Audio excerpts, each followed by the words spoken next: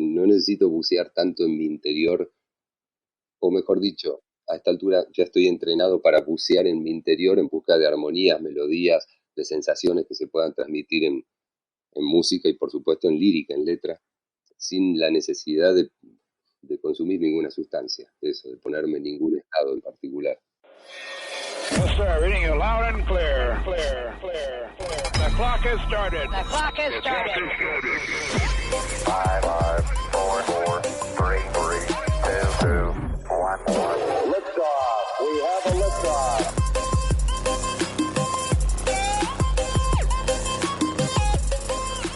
Bienvenidos, bienvenidas a Historias que Marcan, el podcast en el que voy a conversar con artistas, deportistas, emprendedores y mentes brillantes que marcan la diferencia. Vamos a conocer sus historias personales y a través de ellas intentaremos descubrir cómo hicieron su camino, cuáles son sus hábitos, su rutina, cómo estructuran su mente para que nos inspiren a crear y actuar. Hoy tengo el placer de hablar con Javier Calamaro, músico y compositor con una gran trayectoria, más de 30 años en el mundo de la música, una carrera fantástica que le otorgó un gran reconocimiento en Latinoamérica. Javier es un artista que, lejos de quedarse en el pasado, sigue mirando al futuro con la misma energía que en sus comienzos. Continúa grabando música, pero está también haciendo un docu-reality, Concierto Extremo, en el que hace un viaje musical junto a su banda por las maravillas de Argentina. En la conversación con Javier hablamos de cómo se ha preparado y ha desarrollado su nuevo reto televisivo, de la autosuperación, de sus inicios en Casa Calamaro, donde crecen él y su hermano, dos pedazos de artistas, también de su proceso creativo, de la sustancia y del deporte, en una conversación que les invito a escuchar. Así que ahí vamos. Bueno, Javier, muchísimas gracias por tu tiempo. Te lo agradezco mucho, pues me hace mucha ilusión poder charlar hoy contigo. Es un placer, Andrés. Dale, todo bien. Bueno, cuando te contacté me decías que venías de Misiones de la Selva. ¿Qué tal fue la experiencia? Venimos exactamente de Misiones y Corrientes. Hicimos el rodaje de la serie Concierto Extremo en 12 días consecutivos, muy intensos, con un plan de rodaje, digamos, que habíamos delineado nosotros con un poco de colaboración del Ministerio de Turismo de cada provincia, empezando por las cataratas del Iguazú, que en realidad el Parque Nacional Iguazú, que es mucho más amplio de lo que conocemos normalmente, ¿no? De lo que se da a difundir, porque por ahí estuvimos recorriendo, bueno, caminos alternativos, que son como los que usan los empleados para casos de emergencia y esas cosas, y son mucho más interesantes que el recorrido turístico. Y a partir de ahí empezamos bajando hacia el sur de la provincia y recorriendo algunos lugares, algunos de selva, otras estancias, y permanentemente con la vista del país del vecino. Y ahí, bueno, tuvimos toda clase de experiencias, incluso, digamos, cruzar el río Uruguay a nado, con lo cual salimos de Argentina, yo con un traje de buceo, y nadamos hasta la costa del Brasil, en un lugar completamente inhóspito. Exactamente. ¿Pero estaba programado eso o surgió? No. En general la mitad de las cosas que surgen en cada viaje, sobre todo de estos donde no hay necesariamente que hacer mucha preparación, por ejemplo, no hay aclimatación porque no hay montaña, no hay experiencias en la altura donde haya que prepararse especialmente. Por lo general salimos con una ruta y algunos puntos fijos que van marcando esa ruta y en algún momento improvisamos y escuchamos lo que nos van contando y tal vez con historias de lugareños vamos como recorriendo otros lugares. Hay un recorrido en general que se tiene que hacer porque todo esto, hasta ahora las 4 provincias de Argentina en las cuales hicimos el rodaje de la serie fueron, digamos, supervisados y apoyados por el Ministerio de Turismo de cada provincia. Claro, la idea también es poner en el mapa ciertos lugares que tendrán muchísimo encanto y son desconocidos, ¿no? Claro, es así, pero más que desde el punto de vista turístico, desde el punto de vista como esto es un docu-reality, ese es el formato. Bueno. Entonces, acá el protagonista de la serie no es el turismo, sino los 3 que vamos viajando y planteando un recorrido en el cual la música interactúa con los paisajes, con los pobladores locales. En los capítulos que grabamos con el Vasco el Vasco es parte de la banda, parte de este grupo, por supuesto desde el lado del guía de montaña, ¿no? Del experto en los temas de altura. Pinta muy bien, porque, bueno, nombras el Vasco, por si alguien lo escucha, el Vasco es Arcaich Ibarra, que es la persona, el amigo que tenemos en común, que nos pone en contacto, y con él grabas en la montaña. Él es un excelente alpinista, un excelente guía de montaña. De hecho, abro el podcast, lo abro con él. Como es una persona con mucho carisma y auténtica, creo que también tiene mucho que decir. Sé que te gusta mucho el buceo y creo que la montaña es un descubrimiento que fue ahora o también la conocías antes. No, yo soy buzo hace 28 años, pero soy montañista, por supuesto, no con la misma clase de experiencia ni de capacidades, desde hace un año. Yo empecé en el 2018 con la montaña y de la mano del Vasco. ¿Fue duro? ¿Fue duro? Bueno, sí, es una experiencia muy distinta a cualquier otra, digamos, hay que entregarse con el cuerpo a la montaña, ¿no? O sea, literalmente. No por el riesgo que conlleva, sino sobre todo por la exigencia que demanda, la exigencia física, ¿no? Y psicológica también. Te escuché utilizar el término una vez de autosuperación. ¿Qué quieres decir con eso? Eso es lo primero que me viene a la mente cuando hablamos de experiencias en la altura, cuando hablamos de montañismo, de andinismo o alpinismo. Es una actividad deportiva que conlleva tanto esfuerzo que las personas que lo hacemos, digamos, como hobby, los que somos principiantes en eso, Sí. necesitamos apelar a, como, digamos, invocar un esfuerzo al cual no estamos acostumbrados, una fuerza de voluntad a la cual, digamos, nunca tuvimos que apelar, ¿no? O sea, porque realmente hay un momento en el cual la mayoría de nosotros, los que somos principiantes en esto del montañismo, llega un momento en el cual realmente sentís que el cuerpo no te da más y ahí lo único que te ayuda a llegar a la meta, que es la cumbre, ¿no? Es Sí.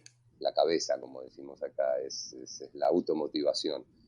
Y en el momento que logramos hacer una cumbre que creíamos que estaba fuera de nuestro alcance, bueno, ahí es cuando empezamos a jugar con términos como autosuperación, como que llegaste más alto de lo que pensaste que podías haber llegado jamás, ¿no? Y es algo que se contagió entre todos, porque la banda sí está preparada para subir montañas. ¿Elegiste a gente preparada o es la banda que siempre te acompaña? La banda que me acompaña en los programas, que no es la misma que me acompaña en mis conciertos, sí, en realidad somos tres, el núcleo de esa banda. Y Sí. los tres entrenamos para esto. Incluso los otros dos entrenan mucho más que yo. Y son tipos más deportistas. Es como que para mí esto conlleva un esfuerzo un poco mayor que para los otros dos, ¿no? En el caso de la Corona, por supuesto, hacer el volcán para nosotros no fue el primer cerro que hicimos juntos. Nosotros habíamos hecho 30 cerros el año pasado como preparación para todo esto. Incluso terminamos el año escalando el Aconcagua. Ah, bueno, una buena preparación. Sí, claro, no, es que no hay otra manera de encarar, digamos, esta actividad que es deportiva que sea eso, porque además de deporte es un deporte extremo. Hablando de la banda, para entrar un poquito en música, ¿cómo se arma una buena banda desde tu punto de vista? ¿Qué tiene que tener? ¿Tienen que ser buenos músicos? ¿Tienen que entenderse bien entre ustedes? ¿Tiene que haber feeling, buena onda? ¿Cómo es? Para mí, en mi caso personal, mi experiencia, lo que decide es que tiene que haber feeling, así como lo llamás, tiene que haber buena onda, tiene que haber como cierta amistad, como cierta relación que vaya un poco más allá de lo musical, teniendo en cuenta que con esa gente muchas veces tenés que convivir. Y por supuesto que, bueno, tiene que poder ejecutar lo que yo tengo en la cabeza, que muchas veces los discos, por lo menos los artistas solistas, los hacemos de una manera y después en vivo los tocamos tal vez con otros músicos. Entonces, en primer lugar tiene que haber buena onda y también en primer lugar tiene que haber idoneidad, tiene que haber esa capacidad de tocar lo que uno ya grabó, los arreglos que tienen las canciones propiamente dichas. En tu proceso creativo, cuando vas a hacer una canción, que imagino que nunca será de la misma manera, pero tenés un tipo de rutina, hábito, por ejemplo, primero escribí la letra, después viene la melodía, se sube a la banda. No, bueno, en la mayoría de los casos, primero compongo la música. Y por lo general lo hago con otro al lado, depende. Si quiero que sea más rockera, lo hago con un guitarrista. Si quiero que sea más melódica, o bueno, yo también tengo una carrera hecha con el tango, o en un género así más como el tango, por ejemplo, lo hago con un pianista que está conmigo hace 20 años, casi. Esa será la persona con la que tendrás toda la sintonía, el feeling que hablábamos, ¿no? Absolutamente, para componer es mucho más profunda, digamos, esta necesidad de feeling, de química, que a la hora de tocar, ¿no? Porque para tocar puedes reemplazar el guitarrista 20 veces y probablemente funcione bien la mayor parte de esas veces. Pero para componer ya tiene que haber otra clase de relación, en el cual uno se conozca más y sepa de alguna manera qué es lo que está pensando el otro para ir complementándose. Claro, hablabas del tango, que entiendo que esas eran tus raíces. Y me gustaría que me comentes de los inicios, pero de los inicios en Casa Calamara, donde salen dos músicos excelentes, pero que también está la figura de tu hermana, ¿no? Que tenía un grupo de folclore. Claro, exactamente. De ahí proviene eso de que no estamos necesariamente vinculados a un estilo de música.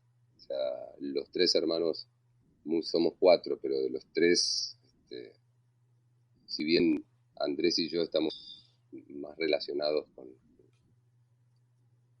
con el rock por nuestros orígenes y nuestra formación, la influencia de mi hermana también fue muy fuerte, con lo cual siempre tuvimos como cierto gusto por el folclore argentino, básicamente.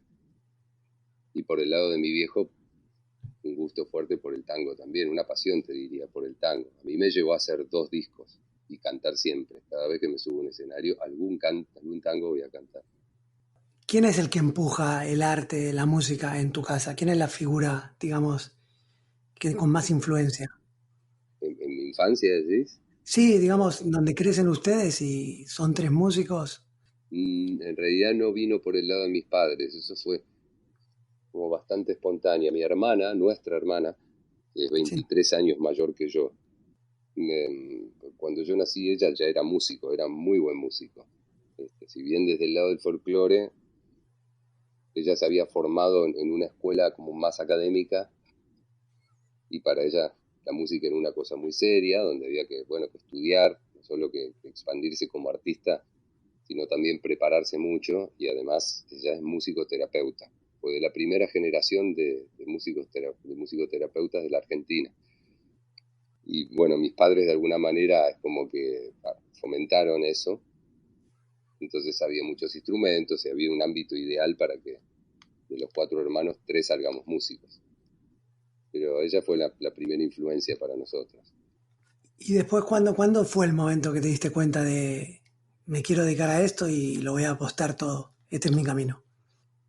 No, en general, yo más bien desde siempre fue bastante así. O sea, desde chiquito, yo ya componía de niño y me gustaba esto de la producción y de arreglar y de explorar con estilos de música. Nosotros se diría que nacimos en una cuna de rock, Sí. pero yo lo primero que canté fue una samba, estilo ¿Una folclórico de samba? acá. Claro, el corralero se llama. Y lo segundo que canté fue el tango Garufa. Y recién después de eso empecé a componer. Cuando empecé a componer yo tenía 11 años, a componer y a grabar y a componer cada vez más. Así que de alguna manera siempre tuve asumido eso. Con 11 años, precoz, muy bien. Sí, exactamente. Bueno, para eso sirve también ser el menor de 4 hermanos. Y entonces empezaste a componer y Andrés iba haciendo su camino o su música y tú la música por otro lado. ¿Empezaron juntos de la mano? ¿Cómo fue eso? No, bueno, hay 4 años de diferencia, ¿no? entre Sí. nosotros. En esa franja de edad Y claro, es una diferencia interesante. por supuesto, mi hermano, cuando yo tenía 12, Andrés ya vivía de la música, salía de gira con bandas y todo eso. Los dos empezamos muy de chiquitos.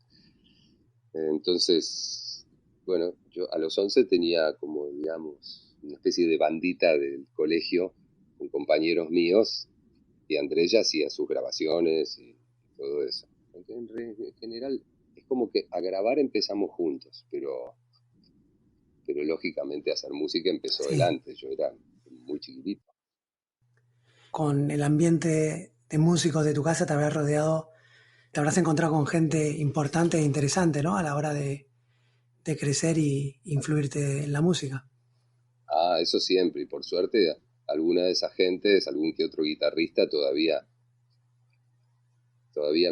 digamos, hablo, me lo encuentro, tengo buena onda, y, y eso sí.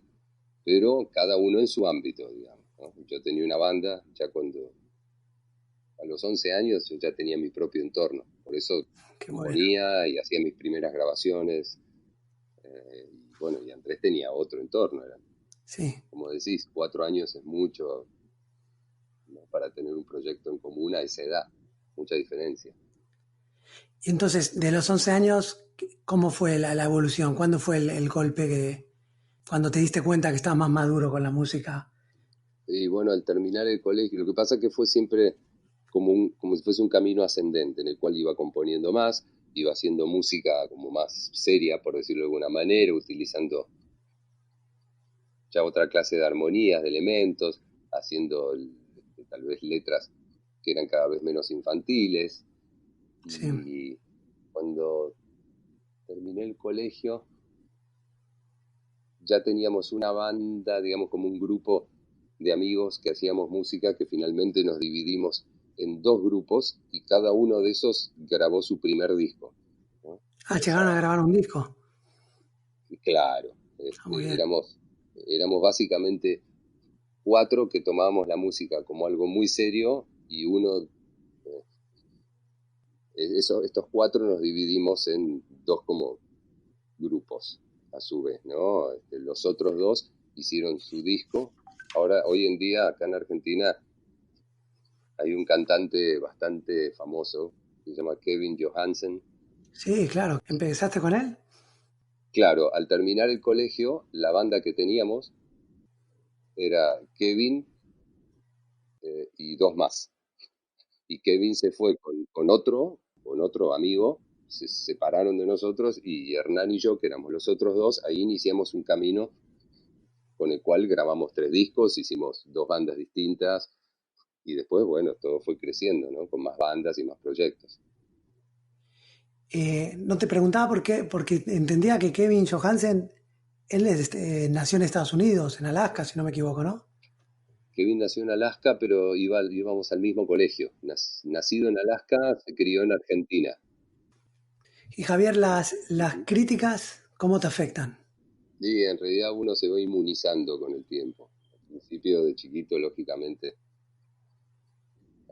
a uno le afecta más, por lo menos en mi caso, pero después empieza a darse cuenta que la raza de los críticos no es necesariamente una raza, en la mayoría de los casos, autorizada como para desestimar el arte, por decirlo de una manera, como para decir lo que está bien y que está mal. Entonces, bueno, después uno se va inmunizando contra las críticas y después, bueno, lo toma como que,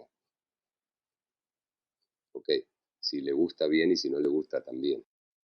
Claro, pero para llegar a ese punto se habrá sufrido un poco antes, ¿no? Porque aunque digamos que siempre duele un poco, ¿no? Que algo que se le metió mucho tiempo, mucha pasión, te lo tiren para abajo.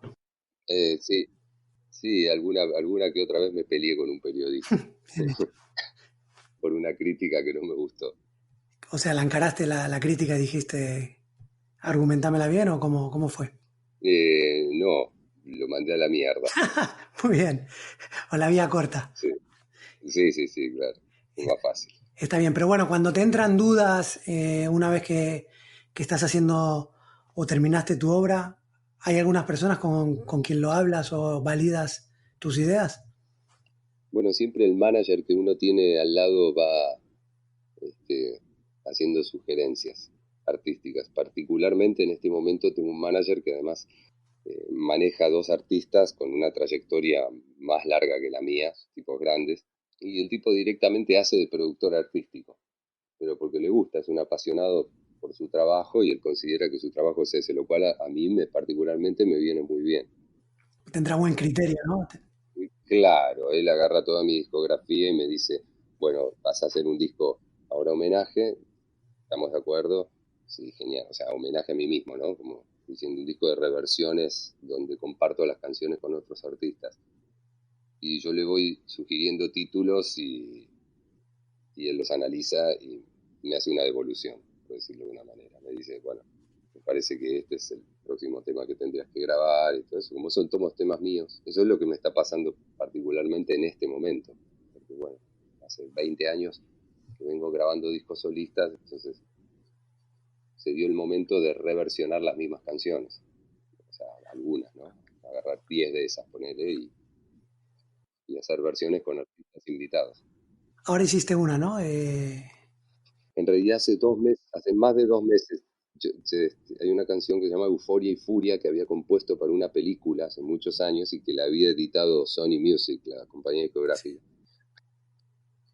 Y me junté con Coti y hicimos una nueva versión de ese tema, muy distinta al original, donde Coti canta una parte que prácticamente está compuesta por él y que viene como a aportar mucho a lo que era la versión original.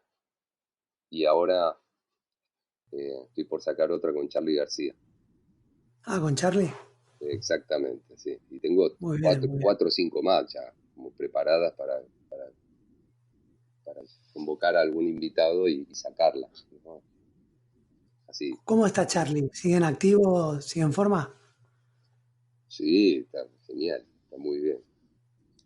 Muy Está, bien. bueno, y los golpes, digamos, o sea, físicamente no rinde tanto como antes. Está un poco, no digamos, más delicado de salud, pero Pero bueno, tiene que ser un gusto trabajar con una leyenda y como Charlie. pasa un poco por ahí también, ¿no? Por el gusto de hacer una grabación con un ídolo. Para mí él era un ídolo. Sí. Así que ¿Fue una persona que tiene mucha influencia en tu música? en realidad no tiene mucha influencia en mi música, porque bueno, él era como de otra escuela, yo qué sé, el rock es un género tan amplio que incluso los subgéneros del rock a su vez tienen subgéneros, ¿se entiende? O sea, Sí. el rock and roll es algo que podríamos dividir por épocas, por estilos, que tienen en común una guitarra distorsionada, pero que no necesariamente se parece de una canción a la otra, ni en la armonía, ni en la composición, ni en el tempo, ni en nada.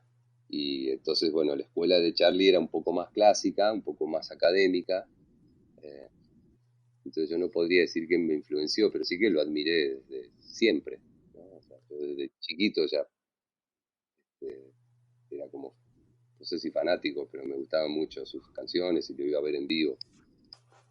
¿Cuál es tu escuela? Por empezar, autodidacta, o sea, no tengo ninguna clase de formación académica. Ah, ninguna. No, soy absolutamente autodidacta.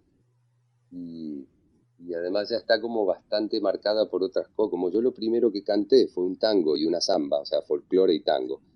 Es como que de entrada para mí la música fue como una búsqueda de no ir siempre en la misma dirección, sino tal vez probar simultáneamente con algo más de guitarra, más rockero y por otra parte algo más armónico, hecho con otra clase de sonidos, de timbres, de instrumentos y de estilos.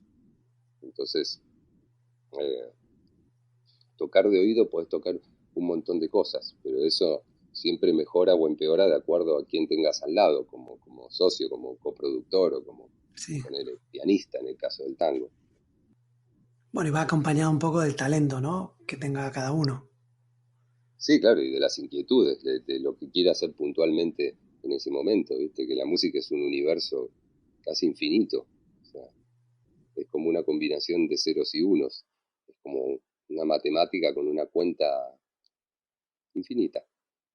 Entonces, eh, Uno puede probar, jugar, experimentar y buscar a través de muchos estilos y de maneras completamente distintas. Y para mí, por ejemplo, el juntarme con mi pianista implica que voy a hacer determinadas canciones más armónicas, más lentas, tal vez con influencia de tango o de algún otro estilo más melódico. Y si me junto con el guitarrista para hacer música, para la creación, para componer, por ejemplo, ya va a ir completamente por otro lado, probablemente más rockero. Por ejemplo, ¿los discos los planeas de esta manera o me voy a juntar con esta banda o con estos músicos porque quiero tener este estilo? ¿O tus discos surgieron? Eh, claro, lo que pasa que de una manera tal vez más espontánea que eso, sin tanta planificación. O sea, un día me quiero juntar con el pianista y entonces ese día voy por ese lado, ¿no? Pero tal vez al día siguiente quiero hacer una canción que sea completamente distinta. Entonces arranco desde la guitarra o arranco solo, ¿no?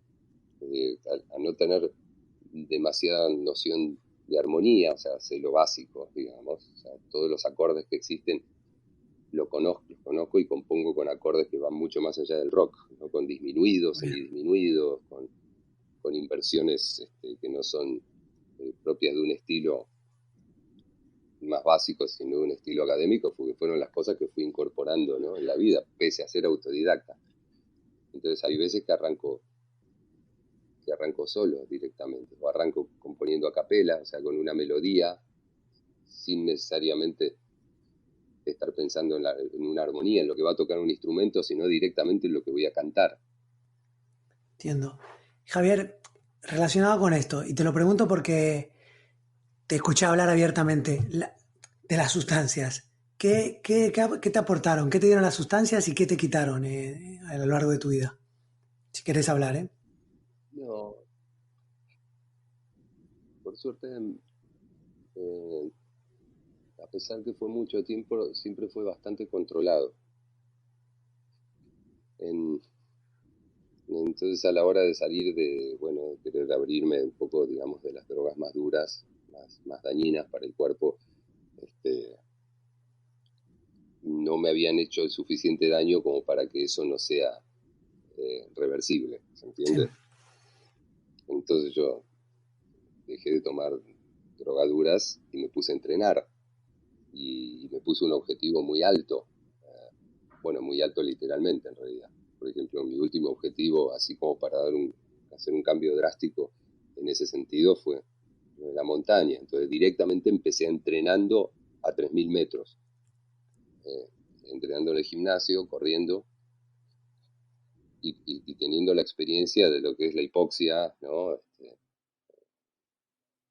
Digamos, aclimatando, como se dice, preparando el cuerpo para la altura y ganando cada vez más altura. O sea, no me permití en ningún momento dudar si lo iba a poder hacer o no. Y eso fue la experiencia con esa sustancia. Después hay otras sustancias a las cuales siempre respetamos y respetaremos, que son lo que Antonio Escotado llamaba o llama drogas de la paz, digamos, ¿no? O sea, sustancias que solamente ya sabes, Sí, como que abren un canal, digamos, ¿no?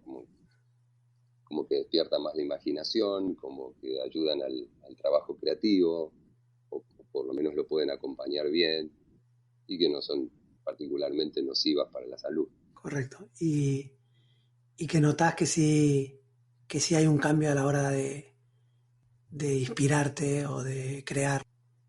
En realidad no es algo que yo use mucho frecuentemente, entonces sigo componiendo sin nada. Sí, Así, no necesito bucear tanto en mi interior, o mejor dicho, a esta altura ya estoy entrenado para bucear en mi interior en busca de armonías, melodías, de sensaciones que se puedan transmitir en música y por supuesto en lírica, en letra, sin la necesidad de, ¿cómo se dice?, de consumir ninguna sustancia, de ponerme en ningún estado en particular. sí, de una manera, crearlo de una manera natural. Claro, Sin que exactamente. en tu cabeza creas que lo vas a necesitar. Sabes que sin recurrir a eso va a salir igualmente. Es que voy simplemente y lo hago, y si un día no sale, mientras tenga ganas sigo probando hasta que sale. Probando, claro. Bueno, entiendo que la música también es eso, y Arcaich lo decía de la montaña, que no es la cima, también es el camino. La montaña le enseñó eso, a disfrutar del camino, a todo el proceso. Claro, exactamente. Hay una creencia entre muchos montañistas acá como que lo único que importa es llegar a la cima, ¿no? O sea, hacer cumbre. Y no, realmente no es eso. O sea, por empezar, la autosuperación no lo determina ningún punto en particular, sino ir más allá de lo que creías que era tu límite. Y en mi caso en particular, el tema de la autosuperación es casi el protagonista de esa experiencia. Bueno, pues está bien, es muy lindo estar en la montaña, pero no es muy linda la sensación de la hipoxia, el mal agudo de montaña. Eso conlleva un malestar que puede ser muy importante, ¿no? Dolores de cabeza, mareos, y vómitos, y descomponerse, estreñirse, no poder dormir. Eh, entonces, lógicamente, no es que no se trata de éxito o fracaso en el hecho de llegar a la cumbre. El éxito está simplemente en hacerlo. Ya. Habla de la montaña, pero se puede extrapolar a cualquier otro ámbito. Ahora la gente está más fijada, más centrada en el resultado que en todo el proceso y el camino, en disfrutar del presente. Y en relación a eso te quiero preguntar, porque hay una canción que la cantas con tu hermano Andrés, este minuto, ¿no? Exactamente, sí, es una canción mía que cantamos juntos en la grabación, ¿no? La grabación original somos los Sí, dos hermanos cantando ese tema que lo compuse pensando en mi papá. por eso te iba a preguntar, porque escuché que tuvo un problema cardiovascular y en la canción eso hablas de vivir un poco, según la entiendo, ¿no? Según la interpreto, vivir el presente, el ahora. Exactamente. ¿Cómo es esa filosofía? ¿Cómo la aplicas en tu vida? ¿Y cuándo te dio el chip de esto es así? En realidad yo creo que eso es algo que ya estuvo siempre. Eh, Lo que pasa es que se hizo explícito a partir de que mi papá, cuando tenía 90 años, tuvo este ACV, ¿no? ¿Cómo se dice? Ataque cerebrovascular. Y, y ahí empecé como a escribir sobre el tema. Es como un modo de vivir, digamos, ¿no? Es cierta filosofía de vida.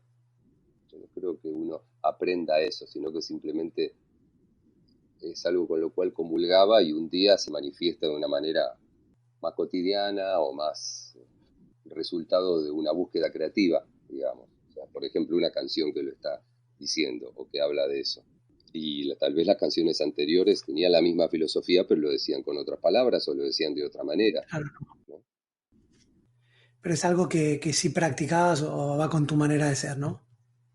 Claro, yo creo absolutamente en que eso tiene que ver con la personalidad. Es como que están los genes. Sí, bueno, ahora siempre están estas filosofías que se ponen de moda, como es el mindfulness, la meditación, o ahora la filosofía estoica, donde hay paralelismo los dos que dicen esto de conciencia plena, de vivir el presente. Sí, bueno, yo particularmente no medito ni nada parecido, pero sí creo que es una forma importante de ir desarrollando la creatividad y yendo hacia nuevos lugares, ¿no? En mi caso, puntualmente, de alguna manera ya me guié así, no empezando como una carrera, un camino en la música a través de un estilo, sino a través de varios simultáneamente.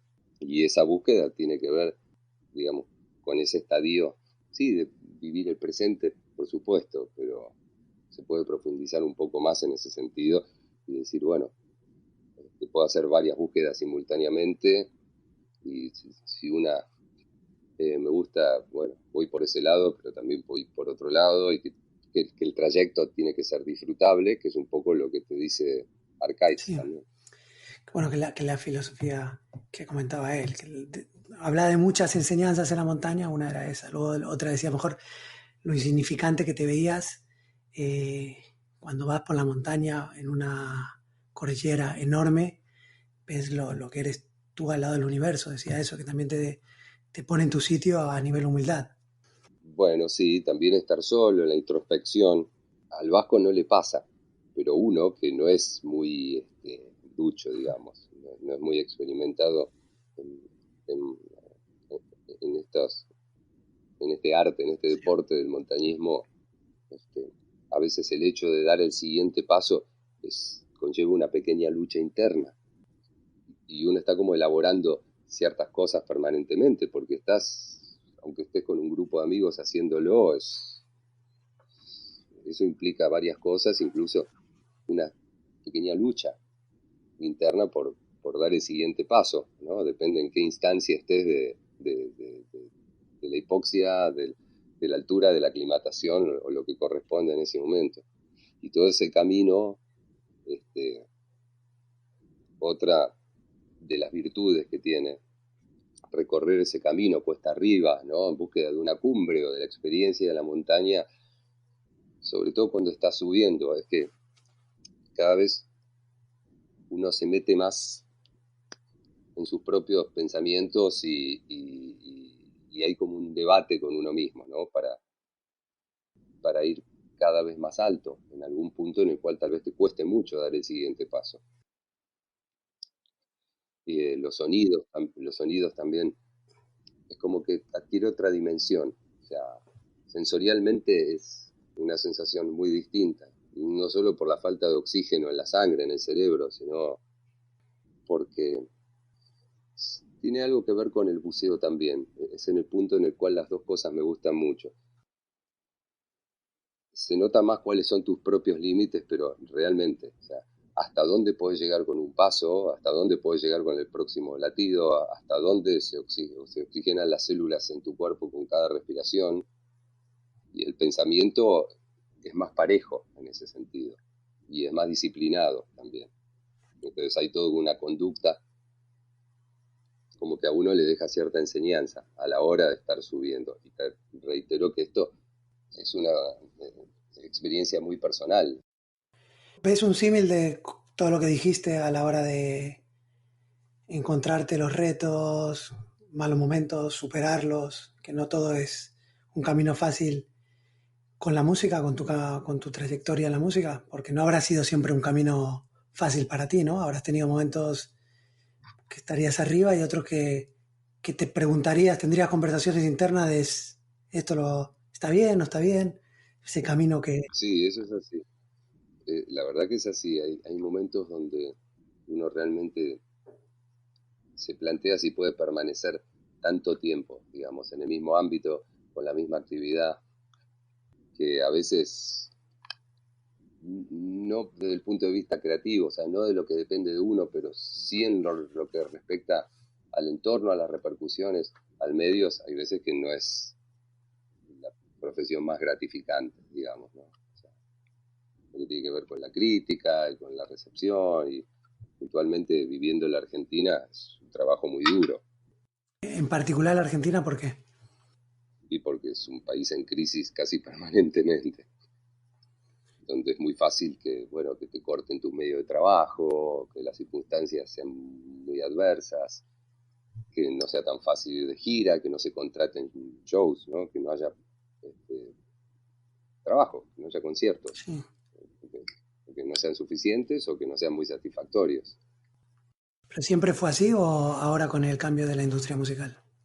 No, en realidad desde siempre fue así, siempre hay como ciclos en este país donde la actividad de todos y cada uno de nosotros lamentablemente está afectada por el desastre del gobierno de turno. O sea, cuando hay una crisis porque están por un mal manejo de la economía, acá realmente hay poco trabajo y eso es algo que vuelve una y otra vez. Y esos momentos cíclicos cuando se está abajo tienen que ser duros, ¿no?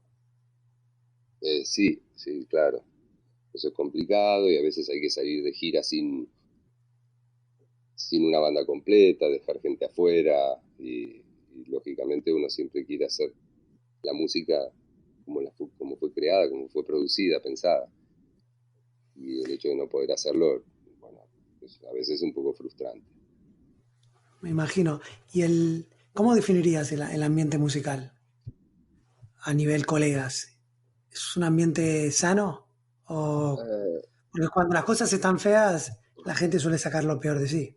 Y los que son distintos se mantienen igual.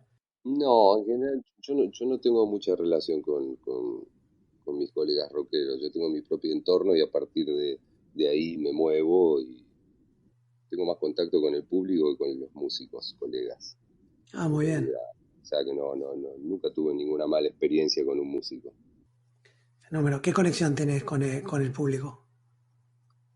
Te pongo un ejemplo. Arcades, cuando me contó una anécdota para definir un poquito tu manera de ser, es una persona que le encanta la música. Fuimos y había una señora que le gusta el tango y le dije, Javier, ¿le podemos cantar un tango a esta señora? Fuiste, abriste la puerta, bueno, no me acuerdo en sí cómo fue, y le cantaste porque era una persona que disfrutaba del arte y tú disfrutas haciendo arte. Entonces creo que ese ejemplo que a lo mejor te parece insignificante, para mí me decía mucho, ¿no? De tu persona y de tu amor por la música y el respeto a la gente. Bueno, en realidad es bastante así. Yo eh, tengo una conexión muy fuerte con la gente a través de la música. Siempre consideré esto como un medio, digamos, como mi nexo con el mundo, por decirlo de alguna manera, con la gente, con la civilización. Y, y nunca pensé en esto como de una manera cuantitativa, o sea, nunca pensé que está bien una gira si va, no sé, determinada cantidad de gente, o nunca pensé que salía mal si tenía menos de, no sé, 10.000 personas o lo que fuera, sino más bien por cómo me conectaba yo con el público y cómo recibía el público la música, ¿no? A la hora de pararse arriba en un escenario.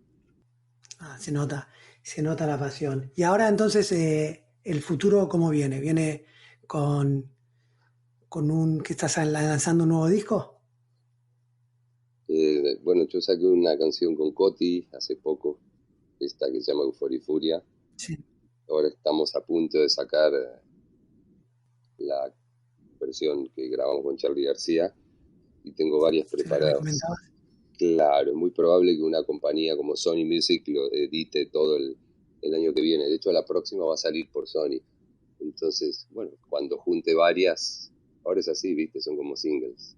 Y por otro lado tenés los programas esto que tienen una pinta buenísima.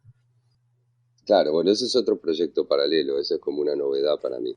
Bueno, es una manera de lo que decías, ¿no? De buscar nuevas facetas, de reinventarse un poco.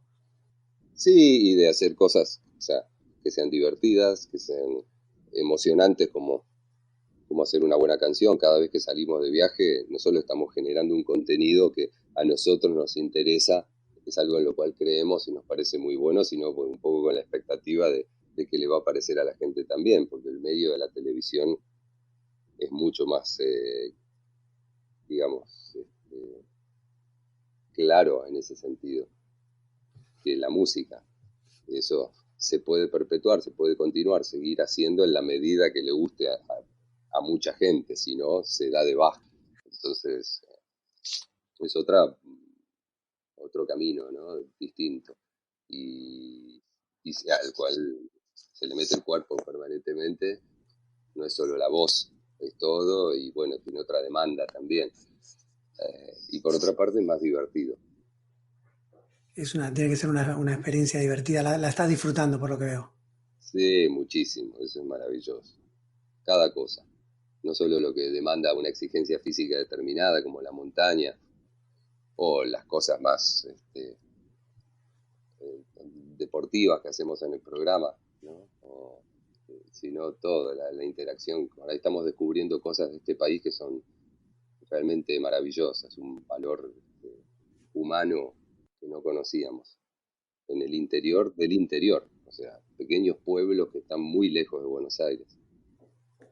¿Y qué notas distinto en esa gente? ¿Qué es la pureza que tiene? Pues tiene que haber algún tipo de autenticidad, de pureza distinta, seguro que en la gente de los grandes núcleos.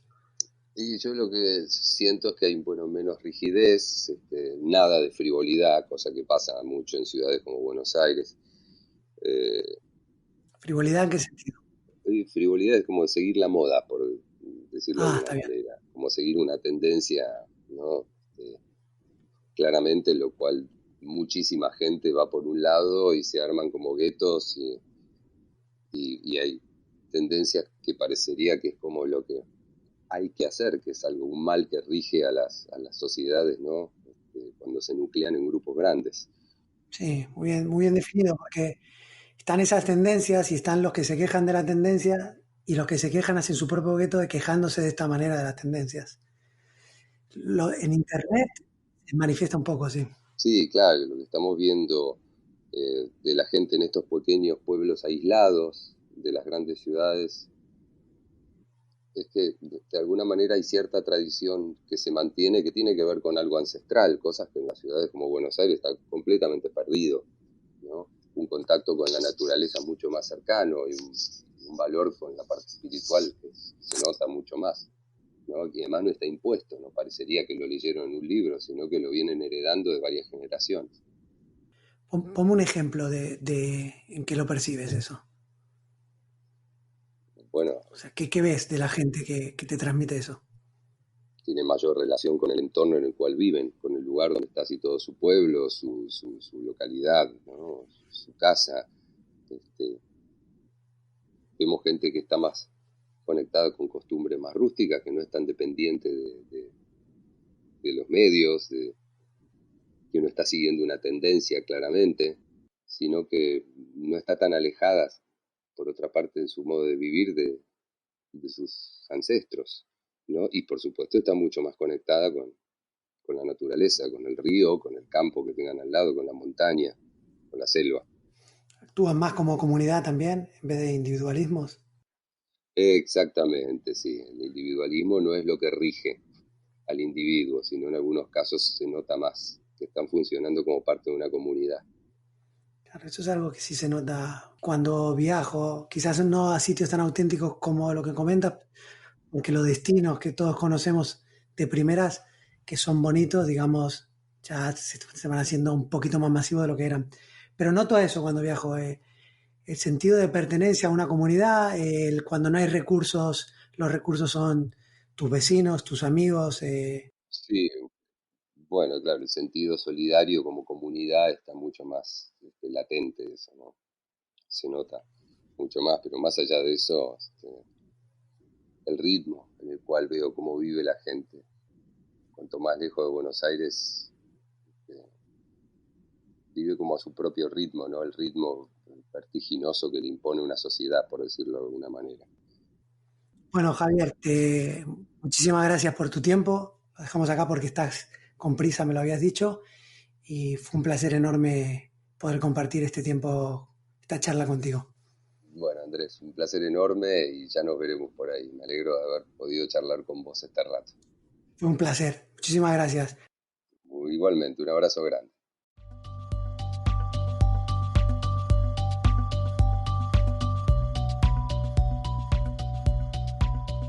Espero que te haya gustado la historia con Javier. Si no te quieres perder las que vienen, porque se vienen más historias que marcan, suscríbete a Spotify, Apple Podcasts, iVoox y a cualquier plataforma de podcast que seguramente estaremos. Y si nos quieres ayudar a que llegue a más gente, dale a me gusta, compártelo o puntúalo con 5 estrellas. Y a mí mencióname en Instagram en mi recién estrenado perfil, @afrenchi, y déjame tus comentarios del programa. Gracias y hasta la próxima.